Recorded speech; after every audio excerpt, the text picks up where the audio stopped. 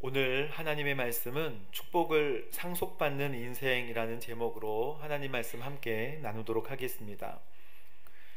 여러분, 우리가 축복을 받는다는 거, 그리고 복을 받는다는 거, 축복은 복을 비는 거잖아요. 하나님은 축복하시는 분이 아니라 하나님은 그냥 복이십니다. 그래서 하나님을 우리가 앉는 것, 그리고 동행하는 것이 복인 줄로 믿습니다. 따로 복을 구하는 것은 우리가 원래 하나님이 복이시기 때문에 주님을 아는 것 자체가 복이고, 신약에서는 예수님으로 말미암아 우리가 구원받은 것이 복입니다. 그 이외의 복은 우리에게 필요한 부가적인 것들인데, 그것도 우리의 먹을 것도 하나님께서는 채워주십니다. 하지만 우리가 하나님이 복이 되신다는 것을 꼭 마음속에 새기고 기억하여 주님과 함께 동행하기를 힘써야 할 것입니다.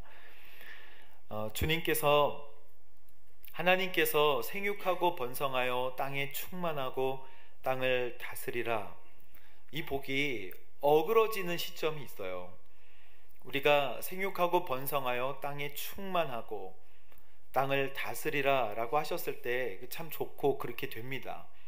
근데 이 복과 이런 모든 것들이 흐트러지는, 어그러지는 시점이 있는데, 그것은 창세기를 통하여 우리가 분명하게 볼 수 있습니다.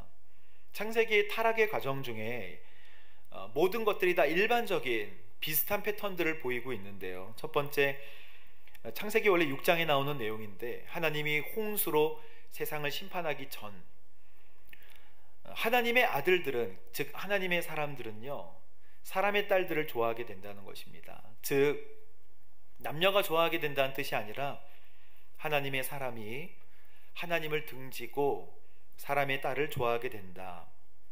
그래서 자신이 선택한 사람을 아내로 맞아들이는 영적 현상, 즉 이것은 무엇을 얘기하냐면 스스로 하나님이 되려는 것, 판단의 기준과 내 인생의 주인이 내가 되는 것, 이게 바로 하나님과 멀어지기 시작하는, 그리고 멸망으로 가는 시작이에요. 어그러지는 시작.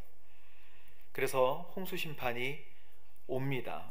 하나님은 이 사건을, 이런 현상들을 어떻게 보시는가? 내 영이 사람 안에 거하지 않을 거야, 이렇게 판단하세요. 내 영이 너희 안에 있지 않구나. 사람이 마음에 품는 생각이 항상 악하구나.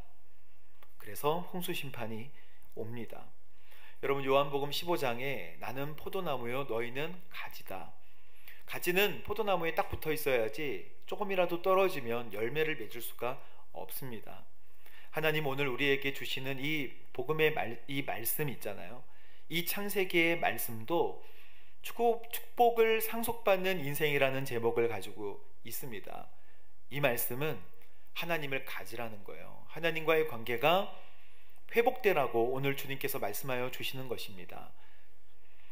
18절 말씀은 방주에서 나온 노아의 아들들 이름인데, 셈과 함과 야벳, 우리는 이 이름에 대해서 잘 알고 있어요. 그러나 함은 가나안의 조상입니다, 이렇게 얘기하고 있습니다. 성경은 지금 뭘 말씀하고 있냐면 함의 아들인 가나안에 주목을 좀 하라는 거예요. 이 아들이 도대체 뭐길래? 그래서 이 아들은 함의 넷째 아들입니다. 이 세 사람이 노아의 아들이었고, 이들로부터 온 땅의 사람들이 퍼지게 되었다. 즉 하나님께서 다시 축복을 해주세요. 다시 부흥하는 거예요. 하나님이 생육하고 번성하여 땅에 충만하라 하셔서 세상은 다시 부흥하기 시작합니다. 자, 그러나 오늘 함의 아들 가나안이 나오는 것은요, 가나안이라는 뜻은 이스라엘의 젖과 꿀이 흐르는 가나안 땅, 지명이기도 하고 사람의 이름이기도 합니다. 근데 이것은 긍정적으로 쓰이는 것이 아니라 부정적으로 쓰여요. 어떻게 저주를 받는지에 대해서 오늘 하나님은 우리에게 말씀하고 싶으신 것이 있으십니다. 여러분, 20절, 21절 말씀을 함께 읽어보겠습니다. 시작. 노아가 땅을 일구기 시작해 포도원을 세웠습니다. 그가 포도주를 마시고 취해. 노아가 땅을 일구기 시작하여 포도원을 세우기 시작하였다라는 것은요, 이제 풍성하여졌다라는 뜻입니다. 방주 안에서 나왔을 때는 별로 볼 것이 없었어요. 하지만 하나님이 복 주시니까 이제 식물들과 나무들과 세상의 모든 기운들이 다시 살아나기 시작하고, 하나님은 사람이 살 수 있도록 풍성한 것을 허락하여 주십니다. 포도원을 세우죠. 그가 포도원을 세웠는데 포도가 한두 송이만 난 게 아니라 많이 나잖아요. 포도를 많이 재배하면 포도즙도 만들지만 포도주도 만들게 된 것이죠. 풍성한 삶이 노아를 흩트립니다. 노아는 포도를 가지고 어떻게 발효시켰는지 포도주를 마시고 자기 장막 안에서 벌거벗고 있었을 때에, 여러분, 풍요로워지면 항상 주의해야 될 것들이 있어요. 하나님의 인도하심을 잊지 않으려고 노력해야 합니다. 인생에 의지할 만한 것들이 많아진다는 뜻이에요. 그러면 간절함이 사라집니다. 하나님이 필요한 것들을 채워주시는 것 같이 않게 여겨지거든요. 심령이 가난해지지 않아요. 하나님이 계셔도 되고 계시지 않아도 되는 것처럼 우리가 모두가 좀 바뀌게 되지만, 그러면 우상을 섬깁니다. 우상을 만들어 가게 돼요. 나의 꿈과 이상을 대변해 줄 우상들을 만들어 가기 시작하는 것입니다. 성경은 이렇게 표현해요. 마셨고 취했고 벌거벗었다. 그것을 히브리어만 독특하게 나오는 접속사로 표현합니다. 그걸 와우 계속법이라고 하는데, 그리고 나서 이렇게 했다, 그리고 나서 이렇게 했다, 그게 단어에 이렇게 붙어 있어요. 그래서 마셨고, 그리고 계속해서 마셨더니 계속해서 취했고, 계속해서 취했더니 그가 결국에는 벌거벗게 되었다. 즉 가벼운 죄였지만 무거운 죄로 바뀌게 된다는 것입니다. 바늘도둑이 소도둑 되는 것처럼 죄는 여러분 번지고 누룩과 같이 순식간에 번지게 된다는 거예요. 개역개정에는 아버지의 하체를, 여러분 22절에 보면 이제 아들들이 어떻게 했는지에 대해 보여줍니다. 한번 읽어보겠습니다. 시작. 가나안의 조상인 함이 자기 아버지가 벌거벗은 것을 보고 밖에 있던 다른 두 형제에게 이 사실을 말했습니다. 개역개정에는 하체를 보고 나가서 두 형제에게 고함에 이렇게 쓰여져 있습니다. 하체는 여러분 그 자체, 벌거벗은 자체를 의미하기도 하지만요, 그 성적인 성기를 표현하기도 합니다. 그리고 보다라는 히브리어의 라라는 말이 있는데요, 그것은 단순히 그냥 보고 지나간 게 아니고요, 구체적으로 목적을 가지고 면밀하게 살펴보는 것을 의미합니다. 그래서 함이 아버지의 나체를 보고 씩 웃고 갔다는 뜻이 아니고, 성경의 레위기 18장에 보면 여러분 근친상간하지 말라는 것에 대한 말씀들이 쫙 나와 있습니다. 그 중에 아버지의 하체를 범하지 말라라고 하는 구절이 있는데, 아버지의 하체를 범하지 말라라고 하는 구절은 그 설명이 아버지의 하체를 범하면 그것은 어머니의 하체를 범하는 것과 같다라고 하나님께서 말씀하여 주십니다. 그래서 이것을 여러 가지로 생각할 수 있어요. 동성애, 아버지와 함께 동성애를 했을 것이다 라고 생각하는 사람도 있고, 어머니와 함께 성관계를, 아니면 아버지와 어머니가 함께 성관계를 했던 것들을 조소했을 수도 있고, 여러 가지 것으로 해석을 합니다. 자, 그런데 이것을 은유적으로 성경은 말씀하시지만, 이것이 하나님께 왜 저주의 내용이 되는지를 오늘 성경은 23절 말씀을 통하여 말씀하고 계십니다. 함께 읽어보겠습니다. 시작.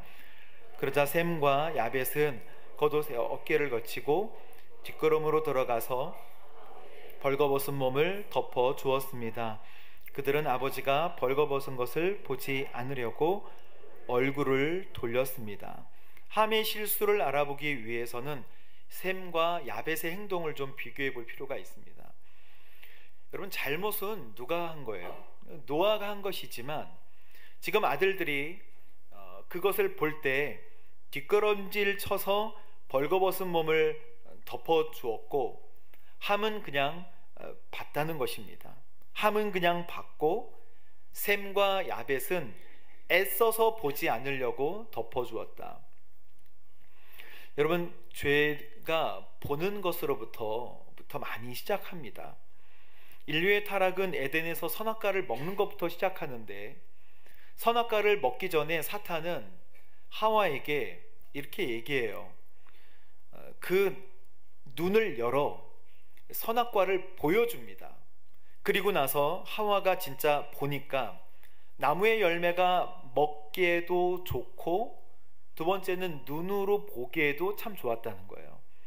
눈으로 보기에 참 좋다, 가지고 싶다, 지혜롭게 할 만큼 탐스러워 보였다. 보는 것으로 이제 마음에 죄가 씨앗을 내리게 되는 것이죠. 그래서 그 여자가 열매를 따서 먹었다. 그리고 남자에게도 주니 그것을 남자가 먹었다. 이렇게 표현하고 있습니다. 불순종은 그래서 탐심, 보고 탐심을 가지는 것부터 시작되는 것이죠. 저는 이 말씀을 이해하고 또 묵상하려고 굉장히 많이 노력했는데, 하나님의 이 말씀을 이해하기가 되게 쉬운 게 한 가지가 있어요. 제가 이 말씀을 보다가 아버지의 술 취한 모습으로 너무 더워서 열이 오르니까 몸을 다 풀어헤치고 주무시는 모습을 봤다. 그러면 저희 아버지가 만약에 술을 드시고 몸을 풀어헤치면 나는 어떻게 할 것인가? 또는 저희 어머니가 만약 술을 드시고 몸을 헤치고 그냥 알몸으로 계시면 어떻게 할 것인가? 저의 반응은 이거예요. 아니. 생각을 하지 말자. 왜 그러냐면 이것은 불경한 것이라고 생각하는 것입니다. 그 자체가. 왜냐하면 아버지의 몸이 드러나는 것도, 어머니의 몸이 드러나는 것도 생각조차도 불경하다, 이거예요. 그런데 셈과 야벳은 그것을 애써서 보지 않으려고 한 것은 부모님과의 관계가 제대로 형성이 되어 있는 거예요. 그러나 함은 그것을 구체적으로 목적을 가지고 면밀하게 살펴보았다는 것입니다. 그게 행동이든 마음이든 간에 그의 마음에 갈등하다가 죄를 질 만한 그 무엇을 했다는 거예요. 만약에 이게 그냥 보고 지나간 것이면, 마음에 품은 것이면 아무 상관이 없겠지만, 성경은 항상 이 스토리가 있는데 6장에서의 스토리는, 하나님께서 세상을 심판하실 수밖에 없는 스토리는 하나님이 그 인간의 마음에서 떠난 거예요. 사람은 하나님에 대한 뭘 잃었나요? 경외하는 마음을 잃어버린 것입니다. 그리고 오늘 9장이지만 10장에 가면 족보가 나오고 11장에는 또 하나님에 대한 경외하는 마음이 없이 우리가 서로 힘을 합쳐서 탑을 쌓자, 그래서 인류의 언어가 흩어지는 것을 보게 됩니다. 죄는 계속 같은 것을 반복하는 거예요. 하나님을 등지고 내가 스스로 신이 되려고 하는 것. 여러분, 24절 25절 말씀에 노아의 분노가 나와 있습니다. 어쩌면 이해가 되지 않는 분노예요. 24절 말씀에 노아가 소리께 자기 작은 아들이 자기에게 한 일에 대해 알게 되고, 25절 말씀을 함께 읽어보겠습니다. 시작. 그래서 노아는 말했습니다. 가나안은 저주를 받을 것이다. 가장 낮고 천한 종이 돼 그의 형제들을 섬기게 될 것이다. 그리고 저주를 합니다. 예언을 합니다. 셈의 하나님 여호와를 찬송하리니 가나안은 셈의 종이 되고 야벳도 가나안이 섬기게 될 것이다. 노아의 수치를 보고 오픈한 것은 함인데 저주를 받게 되는 대상은 가나안이라는 거죠. 함에 네 아들이 있습니다. 구스, 미스라임, 그리고 붓, 가나안. 가나안은 네 번째 아들이에요. 근데 첫째 아들도 아니고 둘째 아들도 아니고 셋째 아들도 아니고 왜 넷째 아들 가나안이 저주를 받게 되었을까? 가나안이 직접적으로 간접적으로 이 일에 연관이 있음을 보여줍니다. 먼저 보고 함 아버지한테 얘기했듯, 아니면 함하고 같이 보고 그 이야기를 현장에 전했든, 어쨌든 간에 모독하는 일에 함께 참여하게 됐다는 것입니다. 여러분, 그러면 하나님께서는 이 일을 통하여 이제 함을 저주하고 가나안을 저주하기 시작하시는데, 함의 죄는 유전이 되는 것일까요? 오늘 성경에 보면 저주하기 때문에 너는 셈의 민족을 섬기는 종으로 살아가게 될 것이다. 죄는 유전이 되는 것일까요? 이 말씀을 노예가 있던 시대에 잘못 인용을 해서 노예가 있는 것을 정당화시키려고 많이 잘못 인용을 했습니다. 그래서 마치 흑인들은 노예로 있는 것이 당연한 것처럼 성경을 잘못 해석했는데, 이것은 잘못된 해석입니다. 그거와 관계가 없어요. 가나안은 셈의 종이, 야벳의 종이 될 것이다. 유전이 아니고요, 답습이에요. 여러분, 아들은 아버지의 등을 보고 자란다 라는 책도 있고 그런 속담이 있습니다. 일본에 아들은 아버지의 등을 보고 자란다. 즉, 아버지의 행동을 뒤에서 지켜보고 그것을 배운다는 뜻이고 답습한다는 뜻입니다. 즉, 죄는 유전이 되는 것이 아니고 아버지가 했던 행동들을 아들이 답습을 하는 거예요. 근데 오늘 이 말씀은, 이 창세기의 말씀이 쓰여지게 된 배경은 이스라엘 백성들이 가나안 땅에 들어가서 해야 되는 여러 가지 내용들을 다시 번복하지 않기 위하여, 죄를 번복하지 않기 위하여 하나님께서 주시는 경고의 메시지인 거예요. 그래서 축적되었던 불순종이 그의 삶을 저주로 인도하니까 한번 보고 우는 것으로 저주를 받는 것이 아니라 하나님의 말씀에 순종하지 않고 죄에 익숙해져 있던 상태였기 때문에 이 사건으로 저주를 받지 않게 되도록 하시는 하나님의 말씀입니다. 이런 일들, 그깟 일 가지고 저주를 할 수 있는가라고 반문할 수도 있어요. 가나안은 저주를 받을 것이다 라고 한 이 말씀이 주님 이해가 되지 않습니다 라고 이야기할 수 있습니다. 맞습니다. 그깟 일 가지고 저주를 받는다는 것은 사실 이해가 되지 않아요. 아버지인데 그깟 일 가지고 저주를 한다?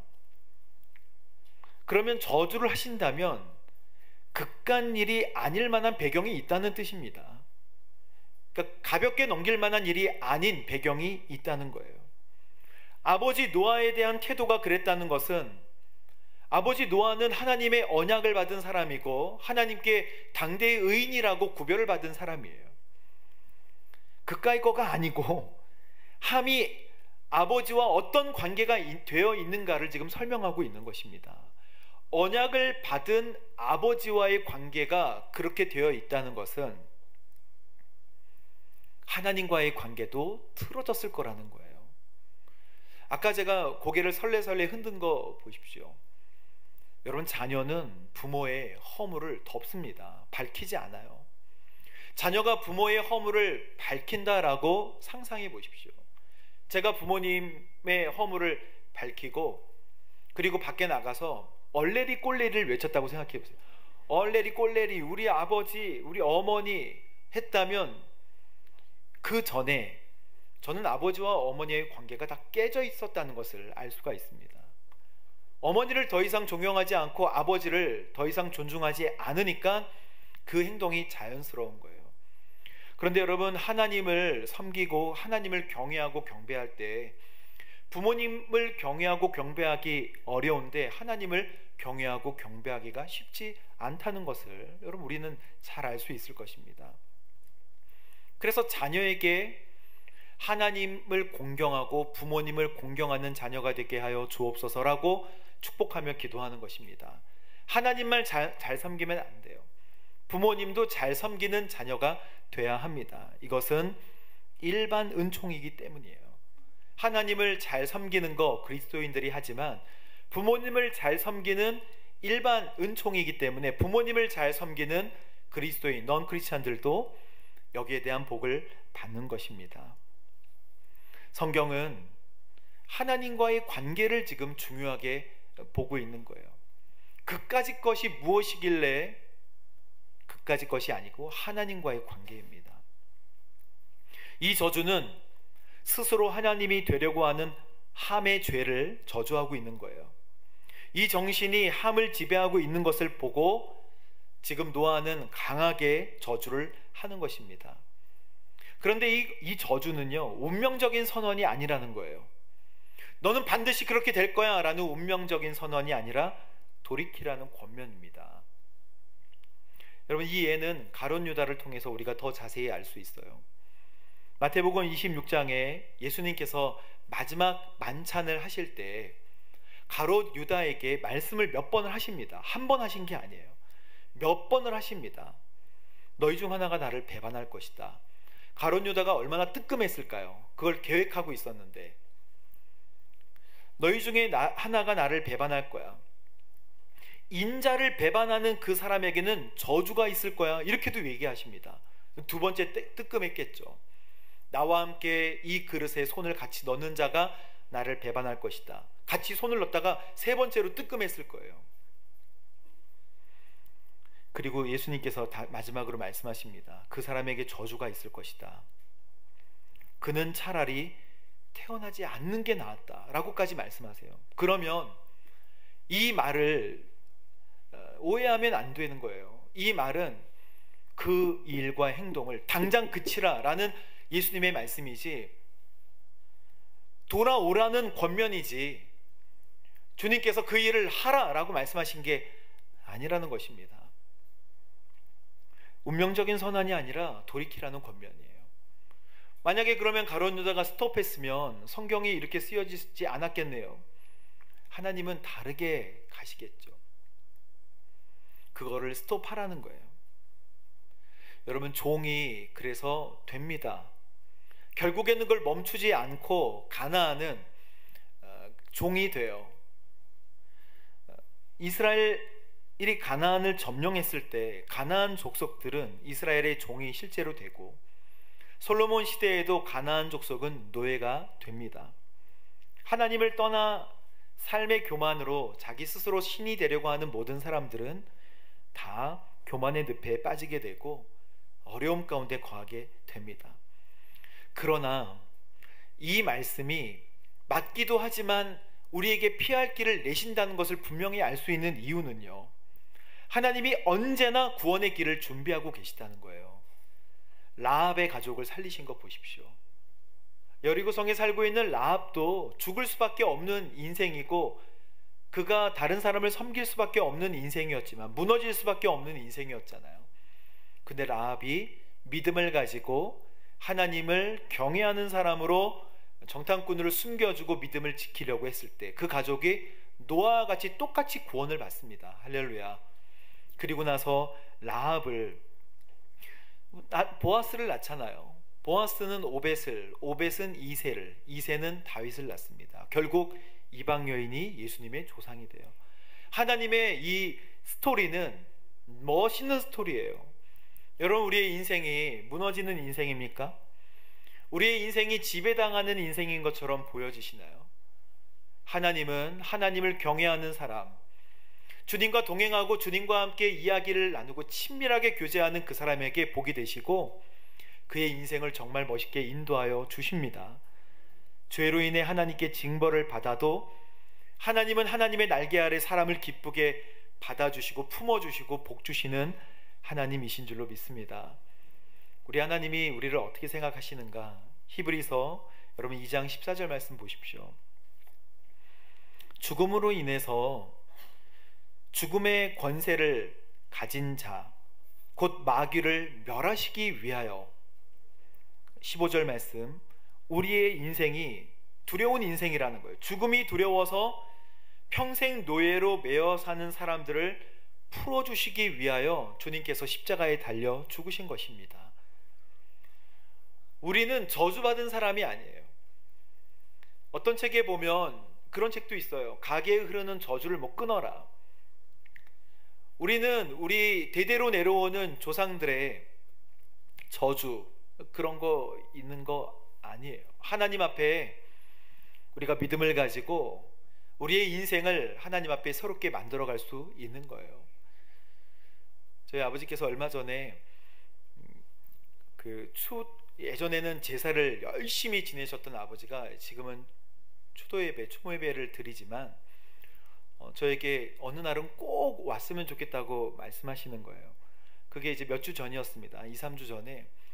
그런데 너무 제가 스케줄이 안 돼가지고 제가 못 간다고 말씀드렸는데, 그 전부터 그렇게 말씀하시는 경우가 없이 그 추모예배 꼭 오라고 말씀하신 이유는 무엇이냐면, 고조 할아버지인데 고조 할아버지 이분을 섬기면 좋다는 거예요. 이분을 제가 이해는 충분히 하지만, 아버지도 믿음이 있으시지만 혼합되어 있는 거예요. 이분을 생각하고 하면 복을 받는다 했다라고 전해져 오는 그 얘기를 어렸을 때부터 계속 들으셨던 거예요. 근데 아버지가 그것을 하시려고 하는 이유는 분명합니다. 내가 복을 받으려고 하는 거 아니고 네가 복을 받으려고 하는 거다라는 너무 간절한 마음에 하시는 거 잘 알았는데, 그날 못 가서 지금도 너무 죄송합니다. 축복을 상속받는 인생은 여러분 그게 아니고요. 우리가 부모님을 잘 생각하고 증조, 고조부 다 생각하고 같이 묵상하고 감사해야 하지만 하나님이 복이 되시는 것이죠.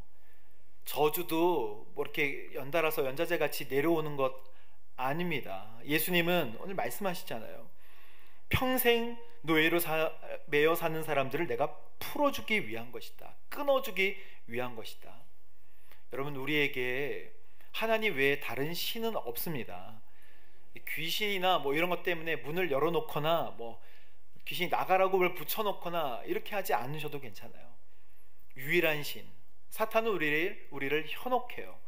그래서 미래를 궁금해하는 우리에게 미래를 알 수 있는 방법들을 여러 가지로 제시하려고 노력을 합니다. 타로 전부터 시작해서 모든 방법을 동원하여. 그러나 미래를 아시고 우리를 사랑하셔서 구원하기를 원하시는 분은 딱 한 분밖에 안 계시는 거예요. 하나님. 왜 사랑하는지 모르지만 그분은 우리를 너무나 사랑하시는 분이세요. 여러분, 하나님을 공경하고 부모님을 공경하십시오. 그게 이 복음의 말씀이에요. 만약에 함이 진짜 하나님을 공경했다면, 아니 아버지를 공경하고 아버지가 하나님을 공경하는 것을 알고 하체를 덮어 주었다면 그의 인생이 바뀌었겠죠. 여러분, 아버지로부터 인정받지 못하던 것들이 함에게는 좀 쌓여 있었던 것 같아요. 상처받았기 때문에. 여러분, 상처가 있는 사람은 그 상처가 언젠가 드러납니다. 이렇게 보여져요. 아이들은 원래 부모님을 용서해요. 아이들은 원래 부모님을 잘 용서합니다. 부모님에게 절대 적대시하지 않아요. 부모님이 어쨌든 부모님이기 때문에. 아이들 마음은 그런 거예요. 오늘도 새벽에 어제 저녁에 제가 아이들의 놀이를 중단하고 자라 그랬거든요. 그랬더니 아이들이 삐졌어요. 놀이를 왜 중단시키느냐. 그래서 잘 때 이제 가서 기도를 해주거든요. 침대. 근데 고개를 돌리고 가라는 거예요. 가. 근데 저는 좀 제가 마음이 너그럽습니까? 삐졌어요, 저도. 그래서 내가 기도는 해주마. 그러면서 기도를 하고 좀 빠른 속도로 걸어 나왔습니다. 쿵쿵쿵쿵. 그게 이제 제가 좀 기분이 언짢았던 걸 안 거예요. 아침 6시에 문이 이렇게 안방문이 빼꼼 열리더니 이불을 이렇게 감싸고 조용히 저를 그냥 계속 지켜보는 거예요. 저는 몰랐는데 옆에서 와. 그리고 또 와서 이게 이제 밤새도록 마음에 남아 있었던 것이죠. 우리가 부모님과의 관계가 그렇지 않습니까? 하나님과의 관계도 그런 거예요. 그러나 어느 순간에 하나님을 등지고 하나님이 우리와 관계가 없다고 생각하는 그거 조심하라는 거예요. 하나님 그거 싫다는 것입니다. 계속 얘기하자고 말씀하시는 거예요. 그러나 우리는 어쨌든 부모님께 상처를 받기도 합니다. 그래서 관계를 끊기도 해요. 깊은 골이 있었겠죠. 부모는 자녀의 허물을 또 드러내지 않습니다. 부모는 자녀의 약점을 다 덮어주죠. 만약에 지금 상처를 계속 주고 있다면 내 자신이 부모를 용서하지 않은 거예요. 부모가 이미 돌아가신 분들도 계시죠. 부모님이 살아계신 분도 계시지만 허물과 실수를 예수님의 이름으로 덮어주시길 바랍니다. 자녀는 부모가 완전하기를 바라지요. 부모라면 적어도 이렇게 해야 되는 거 아니야? 라고 생각하는 분들 많아요. 근데 부모도 그렇지 않습니다. 저에게 어느 날 새벽 기도에 막 이렇게 격양된 감정으로 오신 분이 한 분 계세요. 그분의 나이는 한 5, 60대 정도 되세요. 여자분이신데 저희 아니라 서빙고에서. 근데 와서 너무 분하고 너무 슬프다는 거예요. 그 이유는 부모님이, 본인이 50대 60대 나이인데 부모님이 내가 너를 낳지 말았어야 되는데 이런 얘기를 지금도 하신다는 거예요. 그래서 지금 유럽 여행 중이신데 저한테 새벽에 어두컴컴한데 얼굴도 모릅니다. 그냥 귀만 열어서 말만 듣는 거예요. 옆에서 부모님이 그냥 솔직하게 그 유럽 거기서 여행 가다가 객사하셨으면 참 좋겠다 그렇게 말씀하시더라고요. 제가 그 얘기를 듣고 얼마나 이게 가슴에 응어리가 지면 그냥 조용히 오지 않고 그냥 객사하셨으면 참 좋겠다. 그러면 이 모든 게 끝날 것 같다. 그게 끝나나요? 안 끝납니다. 그래서 한참 이야기를 나누다가 엄마도 부족한 사람입니다. 엄마도 연약한 사람이에요. 용서받지 못했고 어려움이 있었을 거예요. 이제는 성숙하게 그냥 객관적인 연약한 사람으로 보시면 좋을 것 같아요. 그리고 열심히 기도해 드렸어요. 어느 날 벤치를 걸어가시다가 다음에 오셔서 말씀해 주셨는데 벤치에 앉아서 펑펑 울었대요. 그냥 펑펑 울었어요. 왜냐하면 나는 엄마의 목을 잡고 있고 엄마가 자기의 목을 잡고 있는지는 모르겠지만 나는 그걸 꽉 붙잡고 있는 거예요. 자식이 부모를 용서하지 않은 것이죠. 그런데 그것을 놓았다는 거예요. 엄마를 그냥 부족한 연약한 사람으로 인정하기 시작했다는 것입니다. 그리고 자유함을 얻었다라고 저에게 얘기를 해줬어요. 부모뿐이겠습니까? 배우자도 마찬가지입니다. 허물을 덮어주세요. 만약에 뭘 보고 떠버리는 것은 관계가 깨진 거예요. 하나님과의 관계도 마찬가지입니다. 부모와의 관계가 깨지는데 어떻게 하나님과의 관계가 온전할 수 있겠습니까? 오늘 이 말씀은 그냥 함이 잠깐 이상한 모습을 보고 가서 떠버렸는데 저주를 받았다가 아닙니다. 하나님은 우리가 복을 받기를 원하세요. 우리가 복을 받아 누리기를 원하십니다. 그것은 하나님 자신이에요. 그 복은 곧 하나님이십니다. 노아의 아들 함이 아버지의 수치를 보고 떠버린 것은 하나님과의 관계가 깨어진 함과 그의 자손들에 대한 돌아오라는 촉구예요. 돌아와라. 경고의 메시지입니다. 그걸 들으면 순종해야죠. 그리고 우리에게 용서를 다시 한번 가르쳐 주십니다. 서로 용서하여 여러분 영적 자유함을 누리게 되는 저 여러분 되시기를 주님의 이름으로 축복합니다. 기도하겠습니다. 하나님 감사합니다. 하나님께서 우리 인생에 복이 되어 주시니 하나님과 손 꼭 붙잡고 동행하는 정말 행복한 삶이 계속되도록 주님 인도하여 주옵소서. 아침에 일어날 때 주님을 묵상하고 또 저녁에 잘 때는 주님께 감사를 드리고 식사 때마다 주님께 영광을 드리고 우리를 살게 해주시고 숨쉬게 해주시는 거룩하신 하나님을 그 영광을 정말 순간순간마다 보게 하여 주옵소서. 하나님께서 기뻐하시는 믿음의 삶을 살게 하시고 또 하나님의 말씀으로 우리에게 경고의 메시지나 도전의 메시지를 주신다면 그 즉시 순종하게 하여 주옵소서. 예수님의 이름으로 기도합니다. 아멘.